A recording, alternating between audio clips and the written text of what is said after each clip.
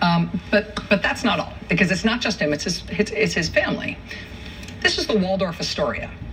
It's a big, fancy, stately hotel in New York City, emphasis on stately. The U.S. ambassador to the United Nations always has a living suite at the Waldorf Astoria. Heads of state from all over the world, when they come to New York to do business at the UN, they stay at the Waldorf Astoria when they're here. The President of the United States stays at the Waldorf Astoria when he comes to New York for the UN or for any other business, or at least that used to be the case. That stopped in 2015 after a Chinese company bought the Waldorf, a company called Anbang. Anbang has murky ownership that nobody can ascertain. There are widespread suspicions that Anbang is a tool of the Chinese government. And when Anbang bought the Waldorf Astoria and started rewiring it, U.S. national security agencies deduced that they would no longer be confident that the American president could stay there without being bugged. And so the U.S. president no longer stays at the Waldorf Astoria, even before we got a U.S. president who has his own place in New York.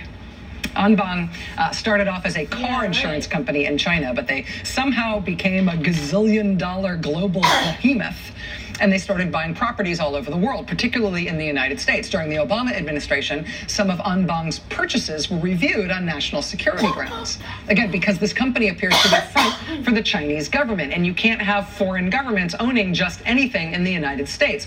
For example, this is the Hotel del Coronado in San Diego, which is lovely. Lovely spot, historic hotel. It's right on San Diego Bay.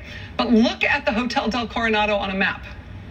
There's the Hotel del Coronado. On one side is the Coronado Beach Dog Park, which looks lovely. I was looking at it on satellite view today. Right on the other side of it, a Navy base. It's right next to a Navy base. And so when Anbang, this country linked to the Chinese government, wanted to buy that hotel, really? Right next to the naval base? The Committee on Foreign Investment in the United States blocked that purchase on national security grounds. Well, now the Obama administration is gone.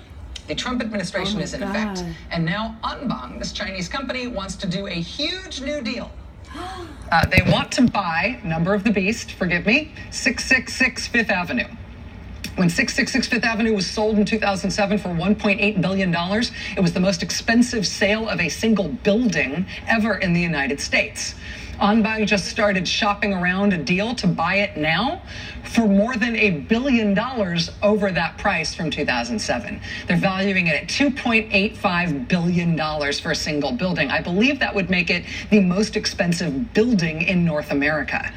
That huge inflation in price, over $1 billion more than the last time it was bought, that would result in a huge payout for the people who bought it back in 2007. If this deal goes through, the people who bought it back in 2007 are now going to sell it to this Chinese company. They are going to make off like bandits. And the people who bought it in 2007 are... No way. Hey, remember Jared? Are you fucking kidding me? The Kushner family, the Kushner real estate empire. And this new offer just unveiled by Anbang, which is believed to be tied to the Chinese government, the Kushners are looking at walking away with $400 million. Including some really inexplicable, super nice sweeteners to the deal, like a $250 million loan that the Kushners have outstanding on the property from their last refi effort. Part of this deal with Anbang would make the Kushners, they've got a $250 million loan. They'd only have to pay back 50 of it. Ooh, it's an 80% off sale. Everything must go. This would be a massive purchase, though. Way bigger than the Hotel del Coronado. But like the Hotel del Coronado or any other major purchase by a company like this would have to be approved by the Committee on Foreign Investment in the United States. Committee on Foreign Investment in the United States isn't an obscure committee. Its members are basically the whole cabinet. Secretary of Defense, Secretary of Treasury, Secretary of Homeland Security, Secretary of Commerce, etc. Actually, this would be the old Committee on Foreign Investment in the United States. That's who was on it during the Obama administration. Now it's the Trump administration in effect. So now this is the Committee on Foreign Investment in the United States that will be evaluating whether or not Jared's family gets $400 million. Hey, look, it's Wilbur Ross from the Bank of Cyprus with the guy who paid Donald Trump $50 million extra for the 2 days before the Trump administration decided to surprise fire all the U.S. attorneys with no notice, get your things, clean out your desk, be out by midnight, turn in your keys. 2 days before that, on Wednesday of last week, a group of watchdog organizations wrote to Preet Bharara as the U.S. Attorney for the Southern District of New York.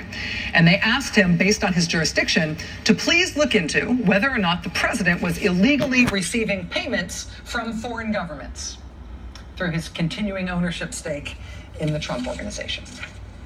John Conyers, top Democrat on the Judiciary Committee, he's now written to the Justice Department to ask for a list of all pending Justice Department investigations that involve members of the Trump administration, members of the Trump transition, members of the Trump campaign, or the Trump Organization. He says he wants that list of investigations so we can understand the full implications of this weekend's firings of the federal prosecutors. Were any of those prosecutors fired because of ongoing investigations into the Trump campaign or the Trump Organization or the Trump administration?